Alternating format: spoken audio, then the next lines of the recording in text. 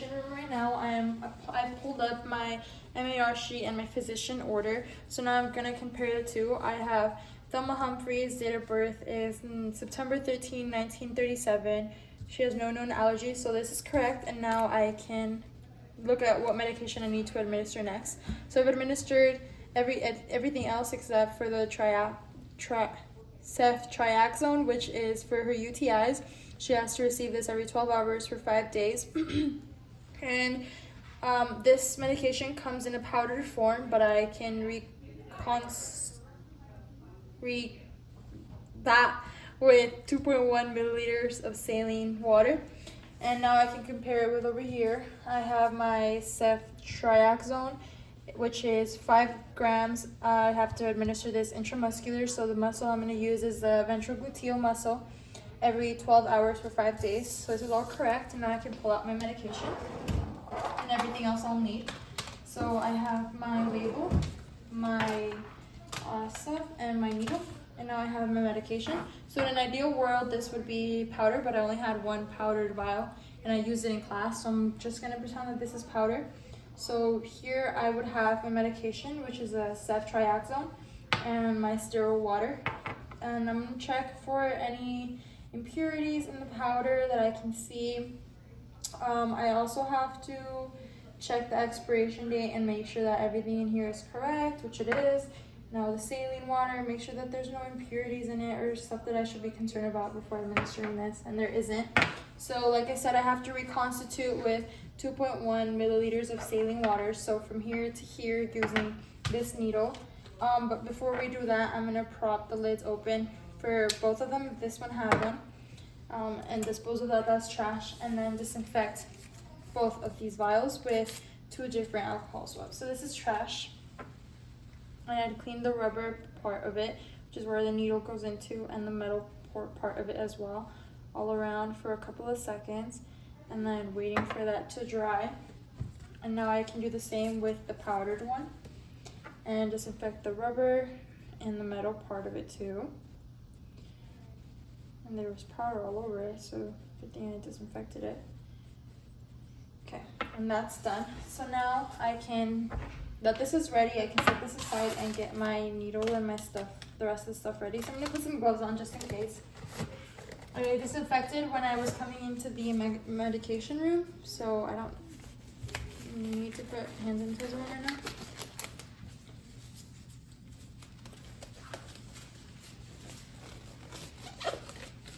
Okay, so now I can open my here, and this is a lure lock, so I can twist things onto it. And this is a needle with an 18 gauge and 1 inch for intramusculars.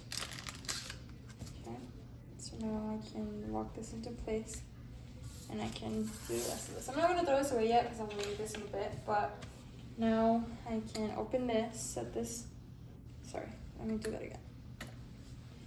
Open it like that, set this aside. So now I can pull out 2.1 milliliters of saline.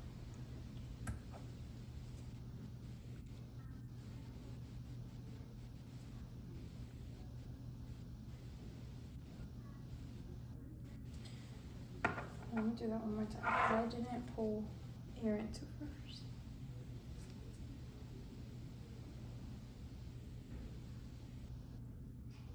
Okay, 2.1 of air first. Okay,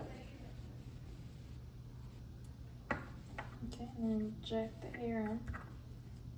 And now I can pull out the air.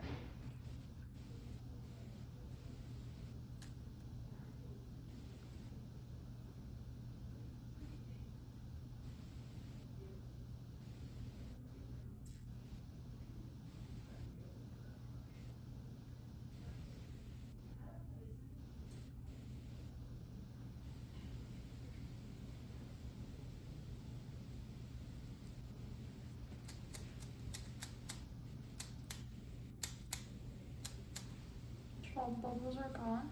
Okay, so now I'm done with the saline, and I'm just going to inject it into my powdered medication to turn it into a liquid solution. Okay, and I'm going to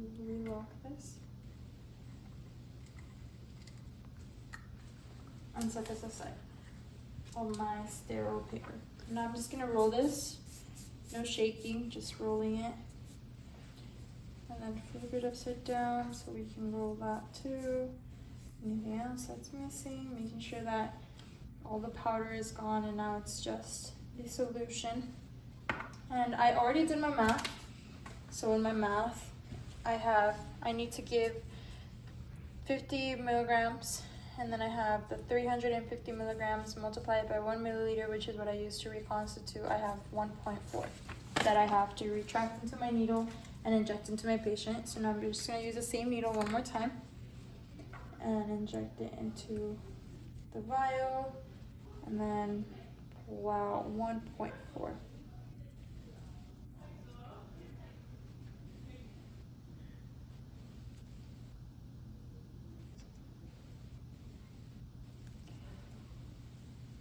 Sorry, hold on.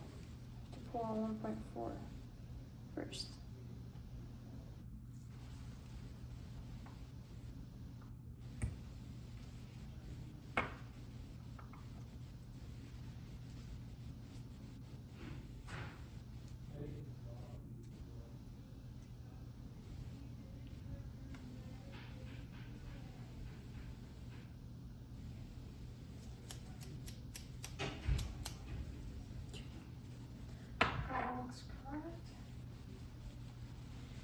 And that's 1.4 milliliters of the medication.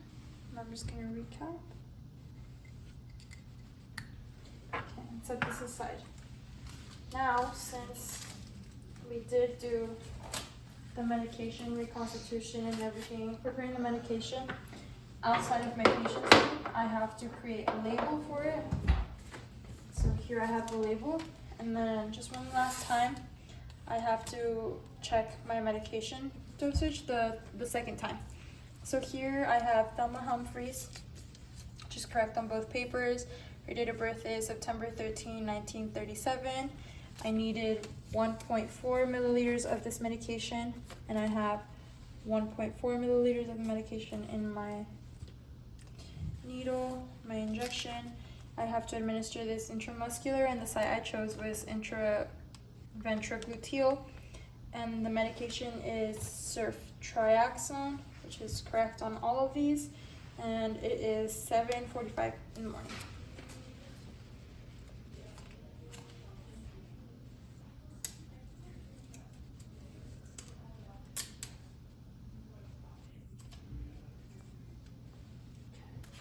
So I'm just going to take this with me outside of the room, as well as my MAR, and out over here. Take this with me to the room. Hello. How are you doing today? I'm well, thank you. Good. My name is Alexia. I'm going to be your student nurse today. I just have you verify your first and last name and your date of birth.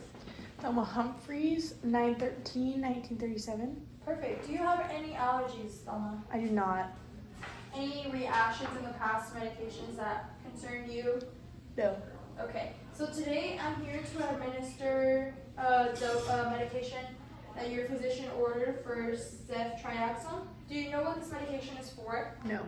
It's for your UTI that you have right now. It's an antibiotic that will help cure it up. We have to give you this medication every 12 hours for the next 5 days.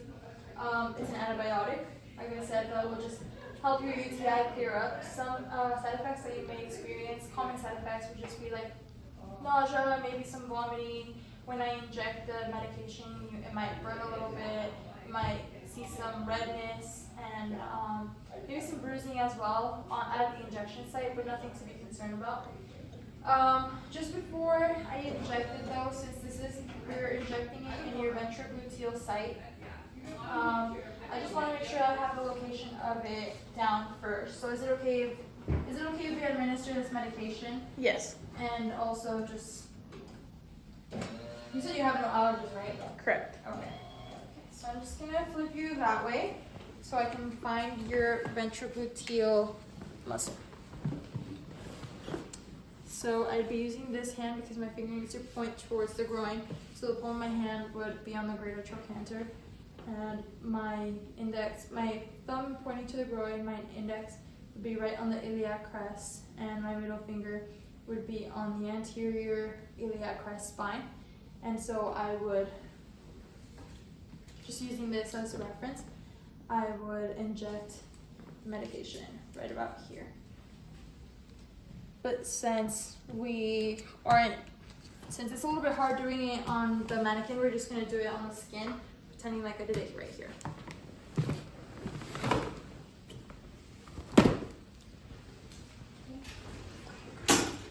We don't have any gauze, so I'm just gonna use another one of these with the wrapper on as the gauze.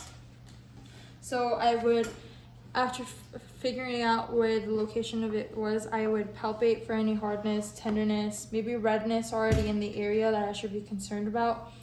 But everything looks fine here. So then I grab an alcohol pad, maybe put on my gloves before that.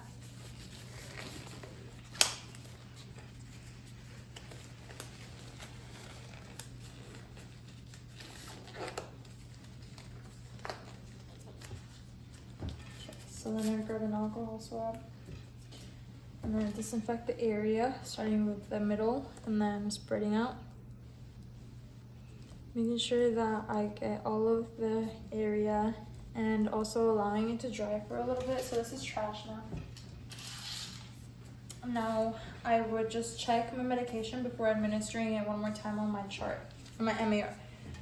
So I have Thelma Humphreys, she was over there. I have no known drug allergies.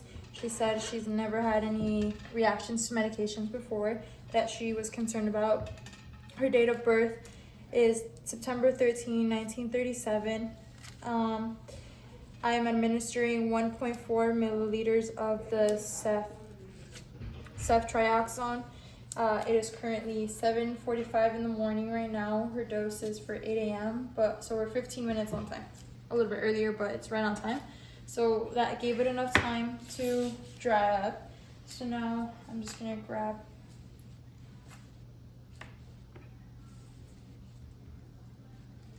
so you take it apart this way and set it down over here, and I have my needle, and then I'm gonna go straight up, straight in. So this is the Z-tract, and I can't really do it because this is hard, but the visual is just moving it, Z-tract, inserting it at a 90-degree angle right inside. It's gonna burn. So doing it slowly. And then also staying here for 10 seconds before removing the needle. So 10 seconds have passed, and I'm going to release my hand and the needle at the same time. Okay, and now I have my needle right here, and immediately after I finish the injection, I would put the safety on, but due to limited resources, we're only going to recap, and then I would dispose of it. Okay, Thelma, how are you feeling? I'm good, thank you. Good. So I'm just gonna go over here to the side and maybe just document the fact that I gave you your medication already. And then I'm just gonna be right back. Okay? Okay.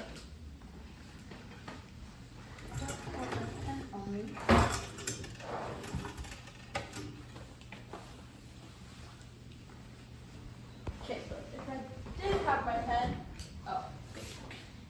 okay, so my pen, I would just come right here and document. So I just gave her ceftriaxone for her UTI, and it's time 0800. My initials are AR, and I gave it to her in the ventrogluteal muscle. After that, I would come back and check on her. This is already in the sharps container, gone. Okay, Thelma, how are you feeling? I'm doing pretty good, thank you. Good. So I'm just gonna lower your bed, and then I'm gonna give you a call light. Do you want to lay down or sitting up, or? I'm okay right here. Okay. So I'm just gonna give you a call light, and I will be back in like 15 to 30 minutes to check up on you, just to make sure that the medication is working how it's supposed to, and there's nothing that we should be concerned about. Okay? Okay. Is there anything I can help you with before I head out? No, I'm good, Okay. thank you. Perfect. Thank you, Thelma. Thank you. And then I take the MAR with me, sanitize, and then exit the room.